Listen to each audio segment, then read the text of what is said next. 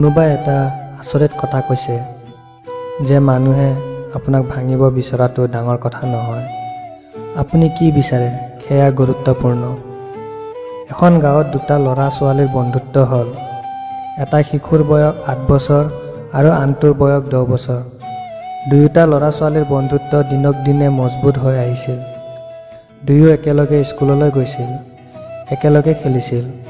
এদিন দুয়োটা ল'ৰা ছোৱালীয়ে বলটো খেলি আছিলে আৰু একেলগে খেলি থাকোঁতে গাঁৱৰ পৰা আঁতৰি গৈ এটা জনশূন্য অঞ্চল পালেহি। সেই গাঁৱৰ বাহিৰত এটা অতি পুৰণি কুঁৱা আছিল, যিটো শুকাই গৈছিল আৰু তাৰ বলটো সেই পুৰণি কুঁৱাটোত পৰিল। এতিয়া 10 বছৰীয়া শিশুটিয়ে ক'লে, মই বলটো উলিয়াই আনো, আৰু এই আতংক আৰু খৰখেদাত সেই কুঁৱাটোত পৰিল। বলটো ওলাই নাহিল যদিও সেই শিশুটিও কুঁৱাৰ ভিতৰলৈ সোমাই গ'ল। এতিয়া বাহিৰত থিয় হৈ থকা সৰু ল'ৰাটোৱে ভয় খালে। সি ভাবিলে, এতিয়া কি হ'ব? ঘৰৰ মানুহে মোক বহুত মাৰিব, সি মৰিব, সি জীয়াই থাকিব নোৱাৰিব। বহুত নেতিবাচক চিন্তা তাৰ মনলৈ আহি আছে। ভিতৰৰ পৰা শিশুটিয়ে চেপ চেপ চিঞৰিছিল আৰু বাহিৰত থিয় হৈ থকা শিশুটিয়ে চেপ চেপ চিঞৰি আছিল। নিৰ্জন ঠাইখনৰ বাবে তেওঁলোকৰ মাত কোনেও শুনা নাছিল। দূৰ দূৰণি কাকো দেখা পোৱা নাছিল। কণমণি শিশুটিয়ে দৌৰি গৈ ইফালে সিফালে চালে, কিন্তু কোনো দেখা নাপালে। এতিয়া ভিতৰত পৰি থকা শিশুটিৰ ডিঙিটো কান্দোনৰ বাবে শুকাই গৈছিল। কোনো শব্দ ওলোৱা নাছিল। সি জোৰেৰে উশাহ লৈছিল আৰু ওচৰতে পানীও পোৱা নাছিল। সি কি কৰিব লাগে বুজিব পৰা নাছিল। তেনেতে তেওঁ বহু দূৰত জোপোহাৰ ওচৰত ৰছী আৰু বাল্টি এটা দেখিলে। শিশুটিয়ে দৌৰি আহি আনিলে। ৰছীৰে বাল্টিটো বান্ধি ৰছীডাল তললৈ কুঁৱাটোৰ ভিতৰলৈ দলিয়াই দিলে আৰু 10 বছৰীয়া ল'ৰাটোক ক'লে, ওপৰলৈ আহক, মই তোমাক টানি লওঁ। ভিতৰত পৰি থকা ল'ৰাটোৱে ক'বলৈ ধৰিলে যে তুমি ইমান উন্মাদ হোৱা নাই, তুমিও পৰিবা, মোক টানিব নোৱাৰা, এইটো হ'ব নোৱাৰে। সেই 8 বছৰীয়া ল'ৰাটোৱে ক'বলৈ ধৰিলে, নহয়, মই তোমাক দেখুৱাম, বাল্টিটো ধৰি ওপৰলৈ আহক। সেই 8 বছৰীয়া শিশুটিয়ে যৎপৰোনাস্তি চেষ্টা কৰিলে। ডিঙিটো শুকাই গৈছে, পিয়াহ লাগিছে, তাৰ অৱস্থা বেয়া। কিন্তু তাৰ পিছতো সি গোটেই শক্তিৰে ৰছীডাল টানি সেই 10 বছৰীয়া ল'ৰাটোক উলিয়াই আনিলে।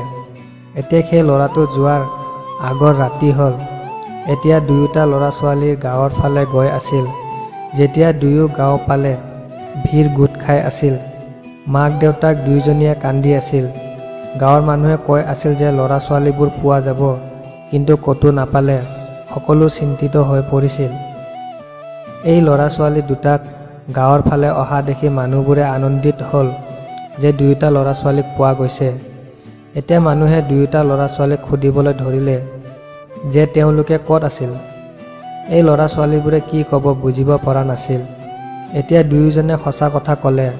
সৰু ল'ৰাটোৱে ক'লে যে তেওঁলোক কুঁৱাত পৰি গৈছিল, গতিকে মই ৰছীৰে উলিয়াই আনিলোঁ। এতিয়া এই কথা কোৱাৰ লগে লগে মানুহে হাঁহিবলৈ ধৰিলে যে তুমি পাগল, পানীৰ বাল্টিল টানিব নোৱাৰা আৰু তুমি 10 বছৰীয়া শিশু এটা উলিয়াই আনিছা। মানুহে সেই ল'ৰা ছোৱালীকেইটাক ঠাট্টা কৰিবলৈ ধৰিলে। সেইবাবে গাঁৱৰ আটাইতকৈ ডাঙৰ মানুহজন, যিজন তাত সৰপঞ্চ আছিল, তেওঁ কৈছিল যে এই ল'ৰা ছোৱালীবোৰে সঁচা কথা কৈছে। সঁচাকৈ 10 বছৰীয়া শিশু এটাক টানি উলিয়াই আনিলে। এতিয়া ইয়াৰ দুটা কাৰণ আছে।